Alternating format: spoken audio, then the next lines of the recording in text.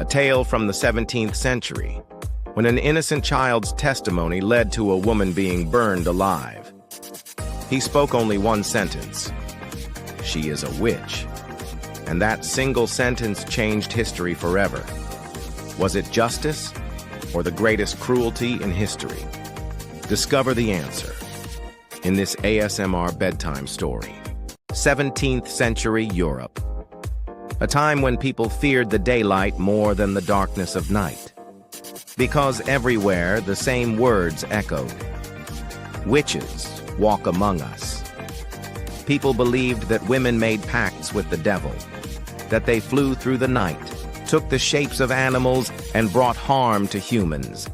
And to turn this fear into reality, there were courts of law.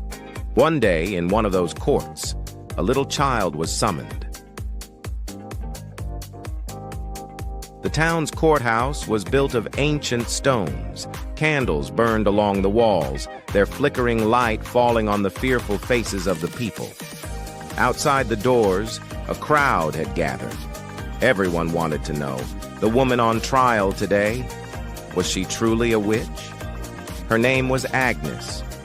She was a widow, poor, and always lived alone. People said she wandered into the forest at night, gathering herbs and making strange medicines from them.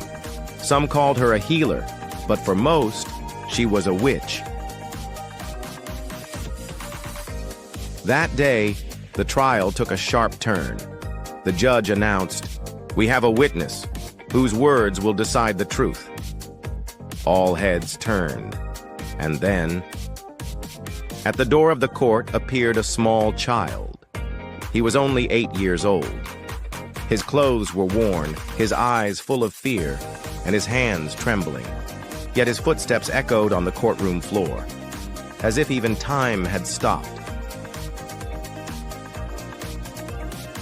When Agnes saw the child, tears filled her eyes. She shook her head and whispered, "Son, do you remember? I gave you medicine. I saved you from fever."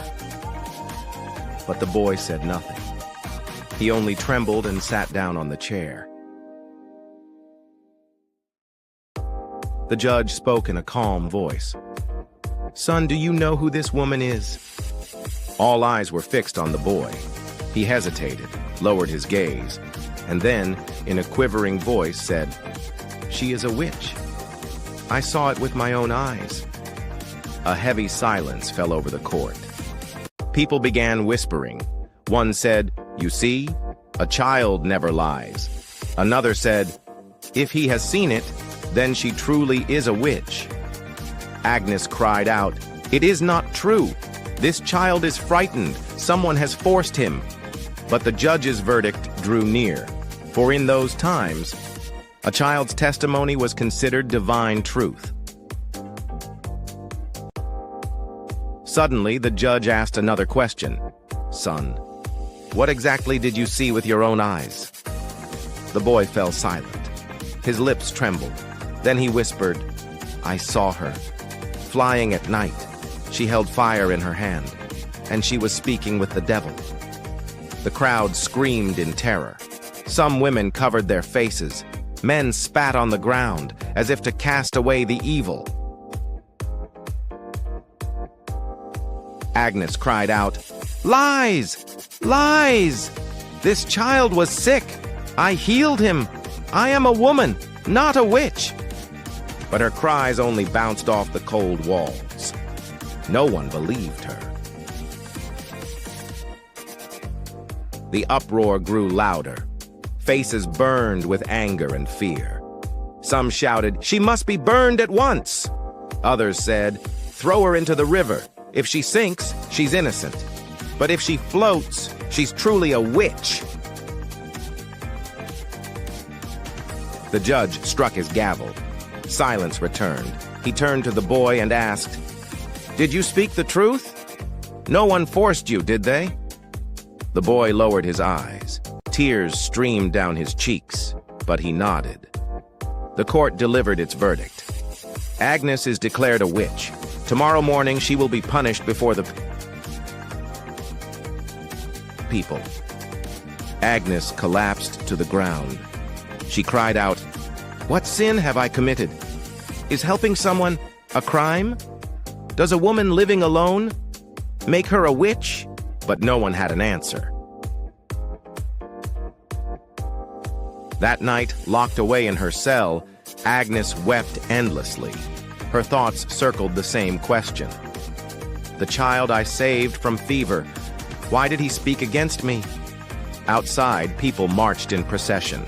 Torches blazed, and the whole town shouted as one, "Destroy the witch!" And amidst that chaos, the innocent child sat alone in his room, sobbing. Tears ran down his face. He knew he had not spoken the truth. But why had he lied? Had someone forced him? Was it his parents or the town priest?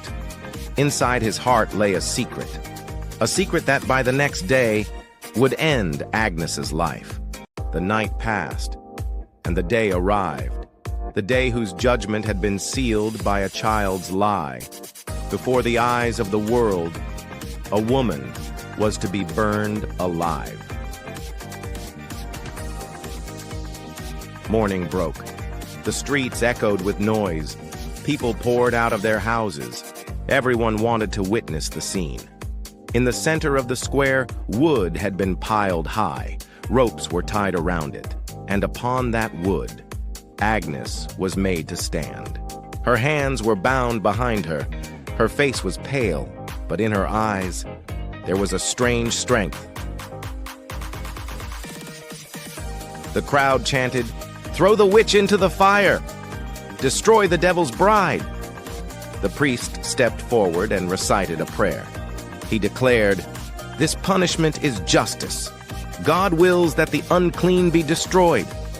But Agnes screamed, "This is not justice. This is cruelty. I am a woman, a mother, a human, but I am not a witch." The mob roared. Her voice was drowned out. And then, all eyes turned. The little boy was there. He clutched his mother's hand. His mother whispered in his ear, "Remember, what you said is the truth. This woman is the devil's companion. If you take your words back, they will punish you too." The boy stayed silent. His heart raced. Before him stood the woman who once gave him medicine, who once saved his life, and today he had become the reason for her death. The fire was lit. Smoke rose. The crowd erupted in shouts. Agnes's screams filled the air. She cried out, "God sees! I am guilty of nothing. One day the truth will be known, and this child himself will weep." And then, her voice was swallowed by the smoke. The crowd slowly dispersed, but in the boy's heart, the fire did not die. He could not sleep that night. Everywhere he turned, he heard Agnes's screams. Whenever he closed his eyes, he saw her burning in the flames, staring at him. Her eyes accused him. Her silence cursed him. Days passed. The townsfolk rejoiced that a witch had been destroyed. But sicknesses did not end. Misfortunes did not cease. People said, "Perhaps there are more witches. They too must be found and destroyed." And so, the trials multiplied. One by one, women were taken. Some mothers, some sisters, some daughters. But in every trial, the most powerful witnesses were children, because everyone believed that children could not lie. But that little boy was growing older, and with each passing day, the weight upon his heart grew heavier. He knew Agnes was innocent. Sometimes he looked into the mirror and shivered. It felt as though Agnes stood behind his eyes, burning, glaring at him. Years later, the child was now a man, but the fear inside him never faded. He had become a priest. People came to him for prayers. He read from God's book, but whenever he closed his eyes to pray, only one vision returned. Flames, smoke, and a woman screaming, This is not justice. One night he sat alone in the church. He lit a candle, and for the first time he cried out loudly to God, "I lied. Agnes was innocent.